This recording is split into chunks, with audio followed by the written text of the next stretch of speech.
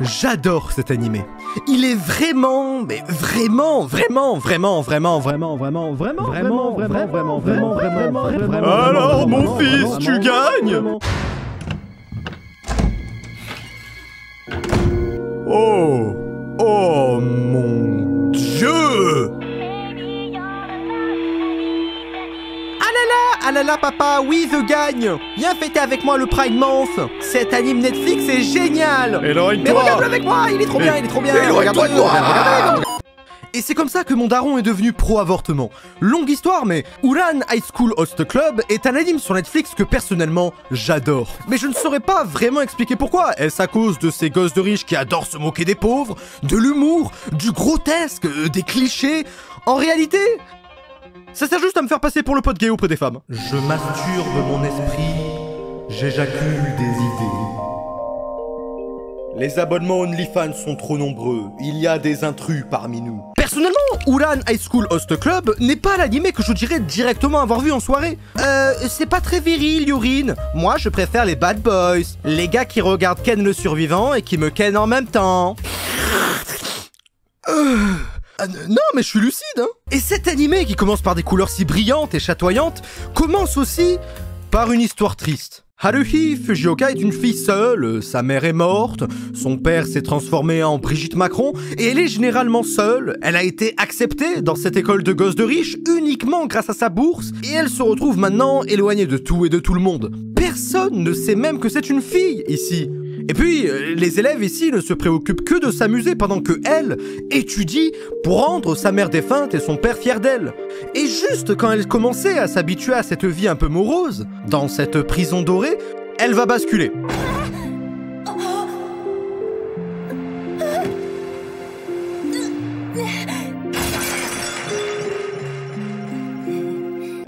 €, 8 000 €, faut rembourser. Pardon? Faut rembourser. Mais en plus, il y avait une mouche dans le vase. Ah, bah ça fera 5 € en plus. Fais 2-3 bar mitzvah. Mon costume de juif est tellement bien fait qu'il y a encore l'étiquette derrière. Le vase qu'elle a cassé sans faire exprès appartient au Cercle d'Hôtes, qui est un groupe de beaux garçons de l'école, et bim, la voilà endettée. Mais pas autant que la France sous Macron. Maintenant forcée de travailler pour ce Cercle d'Hôtes pour rembourser sa dette de 8 millions de yens. Entourée d'hommes, dans un lycée chelou, elle va devoir faire l'hôte malgré tout. Romance, confiance, homme riche à la personnalité trop prononcée, et après on nous dit que les animés c'est pas politique. Et si vous avez suivi tous ces clichés jusque-là, ils vous mèneront normalement à la même conclusion que moi. Ce truc est la plus générique des romances harem des années 2000. Et c'est une bonne chose. Parfois, on a tendance à beaucoup trop chercher la nouveauté quand il y a déjà des trésors incroyables juste derrière nous. Black Lagoon, Nana, Code Geass, D. Greyman, Death Note, Monster, Bleach, Elfenlied. L'âge ne devrait jamais nous faire reculer devant quelque chose. Si Norman n'a pas reculé, alors pourquoi pas nous? Regardez Biden, il est devenu président. Einstein, il était milliardaire. J'aime pas les enfants, mais promis, je vais m'y mettre. Enfin, je veux dire, cette vibe, ces couleurs, ce décor, n'allez pas me dire que ce n'est pas quelque chose de spécial, qu'il n'y a pas quelque chose de charmant qui se dégage de ces anciens animés. Même sans être en 2006, il y a quelque chose de si nostalgique en regardant ces personnages, leurs yeux énormes, ces couleurs ou ce trait. Est-ce qu'il n'est seulement question que de nostalgie? Non. Quand j'ai vu cette école, cette boursière, cette lumière, je me suis cru dans un paradis, mais plus un paradis fiscal. Les gens là-bas ont le rire de l'argent, et ceux qui ont de l'argent ont du temps. Donc la plupart des élèves ne foutent rien. Bim! C'est comme ça que le Cercle d'Hôtes est né. Ou alors je viens de résumer un collège de ZEP. Mais sans les arabes. Et c'est d'ailleurs là, dans l'histoire, que notre héroïne rentre en jeu. Elle est boursière, pas bien belle, pas bien riche, mais travaille sérieusement. D'ailleurs, elle est actuellement en train de chercher une salle calme pour étudier, et voit la salle de musique. La matière que littéralement personne ne respecte. Je pense même que ramener un 0 en musique m'aurait valu seulement un coup de ceinture. Et là, elle va casser le vase sans faire exprès et commencer le scénario. Et donc, on aura le main caractère classique à la personnalité vraiment un peu chiante, l'intello parce qu'il a des lunettes, les jumeaux parce qu'ils se ressemblent tous, un peu comme les Comoriens, le chotacon aussi, qui a clairement l'âge de Macron quand il sortait avec Brigitte. Ouais, RPZ, la pédophilie, c'est nous! Vous savez c'est quoi la différence entre un prêtre et l'acné? L'acné gicle sur ton visage qu'à partir de 12 ans. Alors oui, j'adore cet animé. Il est calme, brillant, complètement con et globalement apaisant. Cool, chill, guérisseur. Et parfois un peu problématique. C'est un putain de groupe harmonieux qui marche de lui-même et t'adore explorer ses mécanismes. Tamaki est le leader, il n'a pas de mauvaises intentions, il est enfantin et assez jaloux. Puis Kyoya, le vrai leader derrière tout ça, sans qui rien de tout le club ne tiendrait debout. C'est un nerd, mais il est stylé. Puis on a les jumeaux, Kaoru et Hikaru. L'un est plus mature que l'autre et globalement ils adorent tromper les gens sur qui est qui.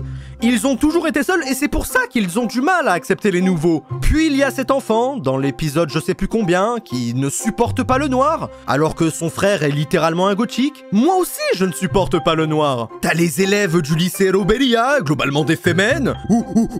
Un baiser entre deux femmes, c'est mon petit côté LGBT. Un baiser entre deux hommes, on oublie les LGBT. Ils vont découvrir que c'est une femme, être déçus, puis protéger son secret. Il y a cet épisode à la plage, mais à l'intérieur, parce qu'ils sont riches, n'oubliez pas. Il y a même un moment où les animateurs se sont clairement barrés.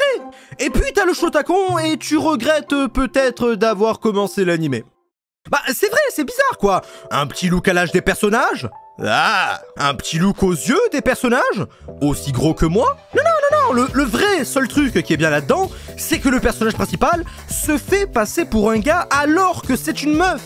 Et du coup, c'est pas gay. Fujioka est une fille qui se fout d'être une fille ou un garçon et qui se retrouve à gagner toute la sympathie des gens autour d'elle par son côté honnête, pur. Maintenant, l'objectif sera de rassembler le plus de clients à elle seule pour rembourser sa dette. Ça sera drôle, mignon et romantique. Sauf que... Alors, pour l'instant, j'ai relevé dans l'animé esclavagisme, harcèlement sexuel, harcèlement moral, mégenré, transphobie, extorsion de fonds, abus de pouvoir, Donald Trump, il a été réélu. Mais c'est trop bien en fait. C'est goofy, c'est coloré et rigolo, mais c'est presque tout.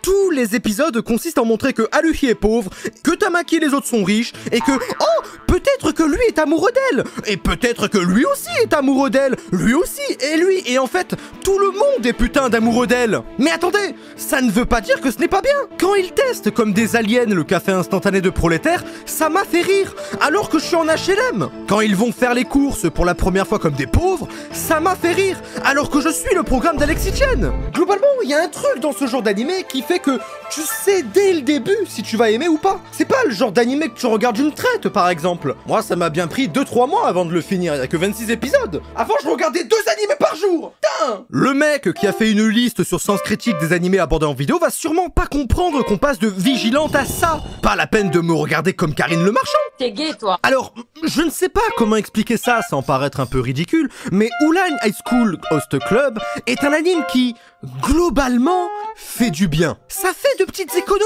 chez le psychologue. Ce mélange d'histoires vraies, de tranches de vie, de romances insouciantes avec des personnages charmants, c'est ce qui permet, globalement, de nous faire passer un bon moment, peu importe comment vous sentez. Le décor, pour le coup, lui, est assez extravagant et pas du tout réaliste. Une école de riches, un club chic, des pétales de fleurs qui explosent tous les 2 épisodes sans aucune raison. Mais au lieu de rendre l'histoire insupportable ou limite embarrassante par cette parodie des clichés qui est en fait le cliché, la série rit avec nous de ces clichés-là.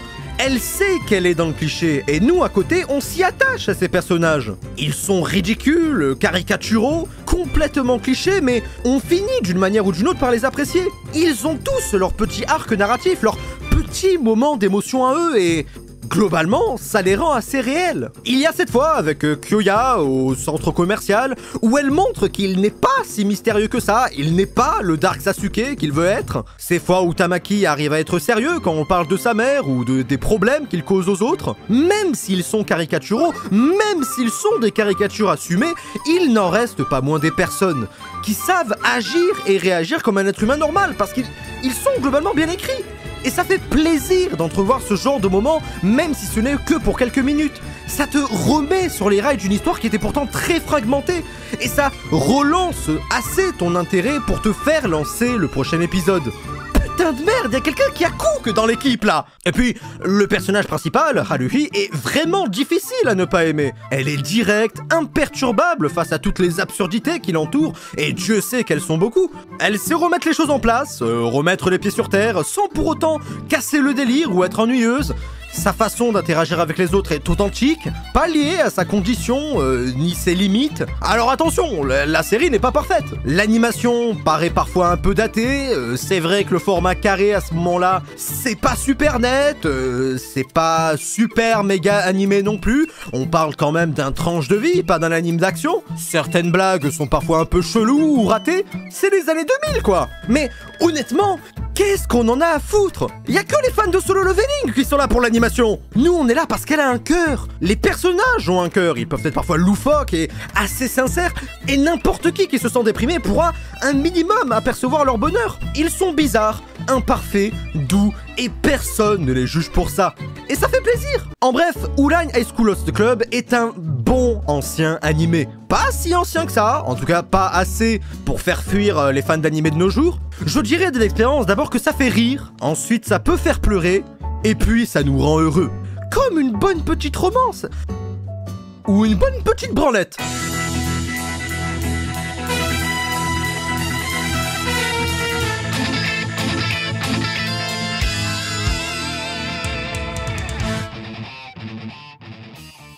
Ouais, tu fais bien de le dire, ouais.